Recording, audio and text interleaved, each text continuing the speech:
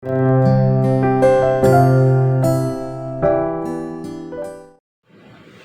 Bapak Ibu yang saya kasih dalam Tuhan kita Yesus Kristus. Kita akan membaca dan merenungkan firman Tuhan. Tapi sebelumnya saya mengajak kita semua untuk berdoa. Mari kita berdoa. Bapa dalam surga, kami bersyukur jika Engkau masih memberikan kesempatan kepada kami untuk diberkati oleh kebenaran firman-Mu. Sebelum kami membaca dan memahaminya, kami mohon pertolongan dari Engkau ya Roh Kudus yang adalah pemilik dari firman ini, untuk memberikan pemahaman dan pengertian yang lebih dalam lagi dalam hidup kami, supaya kami dapat berpegang di dalam kebenaran-Mu dan berjalan dalam kebenaran-Mu. Kami siap untuk bersama-sama belajar firman-Mu. Dalam nama Yesus kami berdoa. Haleluya. Amin. Bapak Ibu yang saya kasih dalam Tuhan kita Yesus Kristus, berbicara tentang iman kekristenan, saya percaya tidak ada sesuatu yang berjalan flat saja. Pasti ada ups and down-nya. Perjalanan kehidupan kekristenan ada suka, ada duka, ada susah, ada senang, ada diberkati, dan ada saatnya juga kita tidak diberkati. Artinya bahwa perjalanan kehidupan kekristenan kita, jika kita memandangnya dari aspek yang bersifat jasmani, tidak ada bedanya dengan orang lain. Tetapi berbeda sekali jika kita memandangnya dari aspek rohani. Dan hari ini saya mengajak kita semua untuk memahami kebenaran firman Tuhan yang terdapat dalam Mazmur pasal yang ke-90 ayat yang ke-12. Demikian firman Tuhan. Ajarlah kami menghitung hari-hari kami sedemikian, hingga kami dapat beroleh hati yang bijaksana. Sekali lagi, firman Tuhan yang mendasari khotbah saya hari ini terdapat dalam Mazmur pasal yang ke-90 ayat yang ke-12. Demikian firman Tuhan. Ajarlah kami menghitung hari-hari kami sedemikian, sehingga kami beroleh hati yang bijaksana. Demikian jawab pembacaan firman Tuhan. Dikatakan berbahagia kalau kita baca firman-Nya, renungkan firman-Nya, dan terlebih lagi jika kita melakukan firman-Nya dalam hidup kita hari lepas hari. Bapak Ibu yang saya kasih dalam Tuhan kita Yesus Kristus, Mazmur ini memiliki latar belakang tentang kehidupan satu bangsa yang disebut sebagai umat pilihan Allah, yaitu bangsa Israel. Jika kita melihat dari latar belakang bangsa Israel, lebih tepatnya Mazmur 90 ini berbicara tentang perjalanan bangsa Israel ketika mereka pulang dari Mesir di tanah penjajahan menuju ke tanah yang dijanjikan oleh Tuhan. Bapak Ibu, sungguh luar biasa sebuah perjalanan yang mereka alami. Ada banyak pengalaman-pengalaman iman yang luar biasa yang seharusnya membuat umat Israel itu dewasa di dalam menjalani kehidupan iman mereka sebagai orang percaya. Mereka pernah dilepaskan oleh Tuhan dari tangan Mesir di Laut Merah. Ketika itu dalam perjalanan pulang mereka dikejar oleh pasukan Firaun, dan luar biasanya lagi ketika mereka sampai di tepi Laut Merah dan mereka tidak bisa menyeberang, Tuhan bekerja dan membelah Laut Merah itu sehingga mereka bisa menyeberang dan selamat.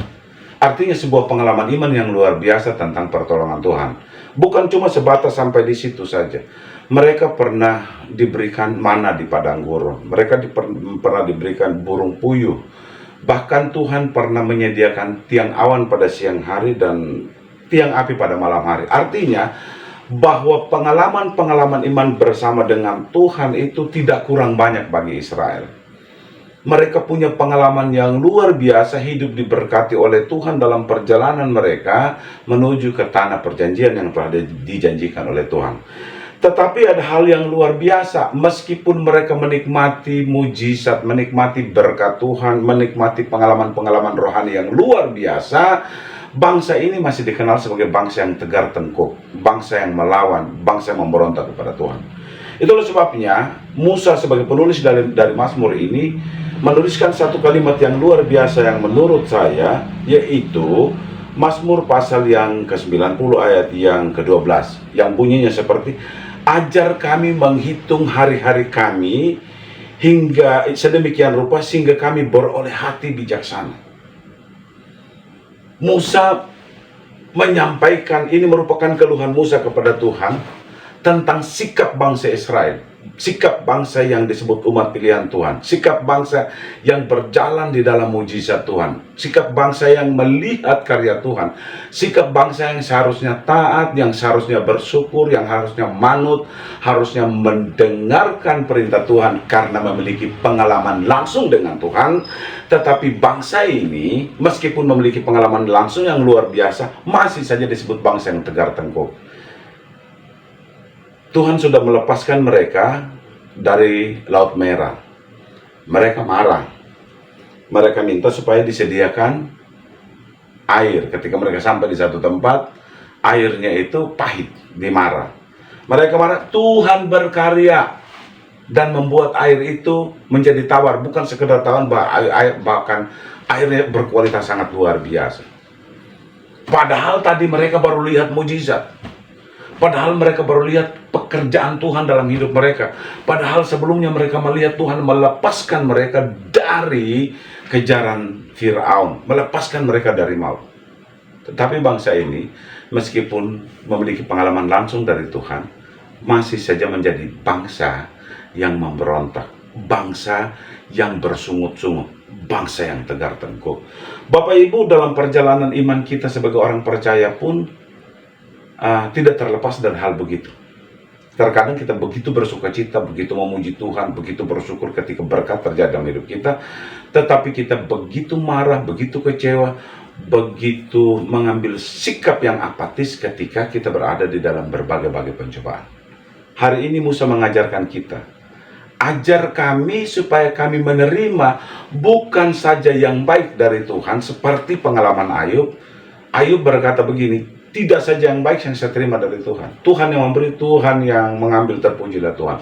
Apapun situasi yang kita alami, apapun keadaan yang kita alami, satu hal yang tidak boleh berubah adalah keyakinan kita, iman kita kepada Tuhan. Itu tidak boleh berubah.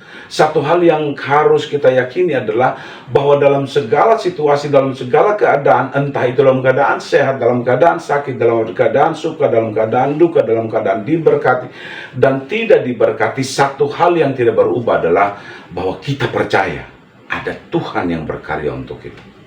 Itu tidak boleh berubah.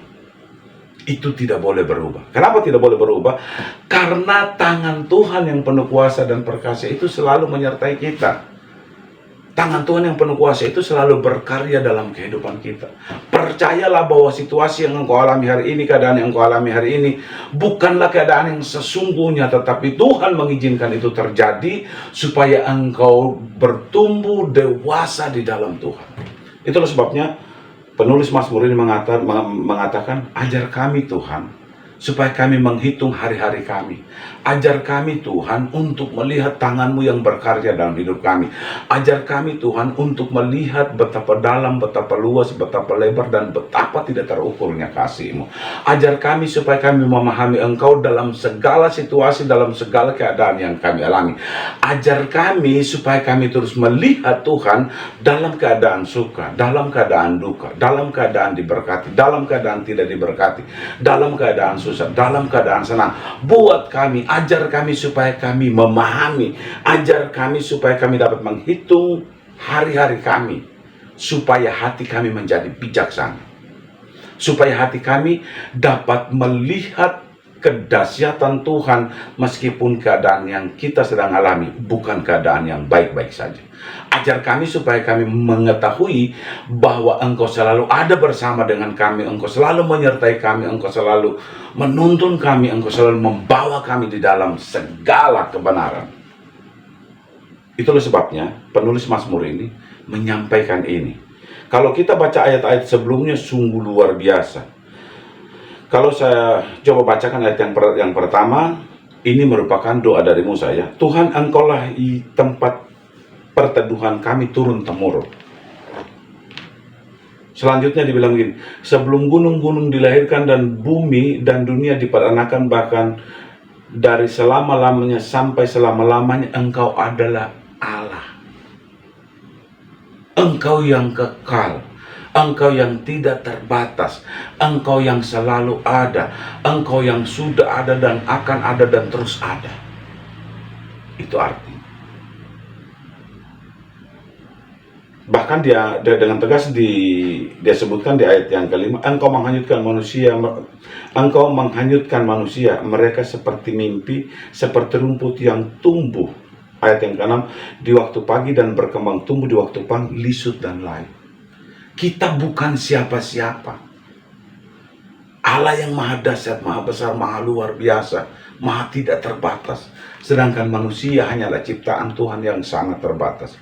Bahkan digambarkan oleh Musa seperti bunga yang paginya begitu megah, begitu mewah, begitu dengan kembangnya, dengan bunganya yang indah. Tetapi setelah siang hari dia menjadi lesu dan lisut. Bukan apa-apa lagi. Kita bukan siapa-siapa. Karena itu Bapak Ibu saya harus mengatakan kepada kita, dalam segala situasi yang kita alami dalam hidup kita butuh Tuhan, kita perlu Tuhan. Pada saat kita diberkati, kita perlu Tuhan. Pada saat kita tidak diberkati, kita perlu Tuhan. Pada saat kita sehat, kita perlu Tuhan. Pada saat kita sakit, kita perlu Tuhan. Dalam segala situasi, dalam segala keadaan, apapun yang terjadi, kita perlu Tuhan. Itu intinya. Itulah sebabnya Musa dengan sangat luar biasa di dalam doanya, dia meminta kepada Tuhan supaya kita bisa melihat, menghitung hari-hari, artinya berjalan dalam berbagai pengalaman yang kita alami setiap waktu, setiap saat. Melihat karya Tuhan setiap waktu, setiap saat. Jangan kita hanya memuji Tuhan pada saat kita diberkati, pada saat kita memuji Tuhan, kita begitu luar biasa. Tetapi pada saat kita dalam pencobaan, pada saat kita kekurangan, pada saat kita berduka, pada saat kita sakit, kita berubah menjadi bersungut-sungut. No. Itu sebabnya Musa berkata begini, ajar kami untuk melihat hari-hari kami. Ajar kami untuk melihat Tuhan dalam berbagai situasi, dalam berbagai waktu, dalam berbagai keadaan dalam hidup kami. Supaya apa? Supaya kami memperoleh hati yang bijaksana. Hari ini saya mau katakan kepada Bapak Ibu, apapun keadaanmu, kan saya tidak paham, saya tidak tahu. Entah mungkin engkau sedang diberkati, atau mungkin juga tidak diberkati, mungkin sedang sakit, atau mungkin dalam keadaan sehat. Tapi satu hal yang saya mau katakan kepada kita, percayalah Allah turut bekerja dalam segala sesuatunya untuk mendatangkan kebaikan bagi mereka yang percaya kepada nama Allah itu sendiri. Karena itu saya mau katakan, jangan pernah mengukur Tuhan dalam keadaanmu, jangan pernah mengukur Tuhan dengan situasi yang engkau alami. Sebab situasi yang engkau alami hari ini bukanlah apa-apa. Karena tangan Tuhan selalu hadir untuk memberkati engkau. Amin. Untuk firman Tuhan, mari kita berdoa. Bapa dalam surga, engkau adalah pemilik firman ini. Hambamu telah menyampaikan dalam segala keterbatasan hambamu. Hamba berdoa, kiranya Roh Kudus terus mengartikan dalam hidup kami, supaya kami dapat berpegang di dalam kebenaranmu, berjalan dalam kebenaranmu, hidup dalam kebenaranmu, dan benar-benar menjadikan kebenaranmu sebagai kekuatan bagi kami dalam menjalani segala situasi dalam hidup kami. Kami berdoa untuk Bapak Ibu Gembala, engkau memberkati mereka dalam segala hal. Engkau memberkati usaha pekerjaan mereka, berkati anak mantu, cucunya, seluruh keluarga besarnya dalam keberkatan bersama dengan Tuhan. Tangan Tuhan yang penuh kuasa dan perkasa yang menyertai Bapak Gembala, begitu juga bagi pengurus GBP Taman Firdaus, bahkan setiap anggota jemaat kami taruh ke dalam tangan-Mu. Yang sakit disembuhkan, yang susah dihiburkan, yang kekurangan dicukupkan oleh Engkau. Kami menyerahkan tubuh, jiwa, dan roh kami ke dalam tangan Tuhan yang penuh kuasa dan perkasa sepanjang 1 minggu ke depan. Engkau akan menuntun, menyertai kami, memberkati kami, dan menjadikan hari-hari kami menjadi hari-hari yang penuh keberkatan bersama dengan Tuhan. Terpujilah nama-Mu kekal selama-lamanya, dalam nama Yesus kami berdoa. Haleluya. Amin.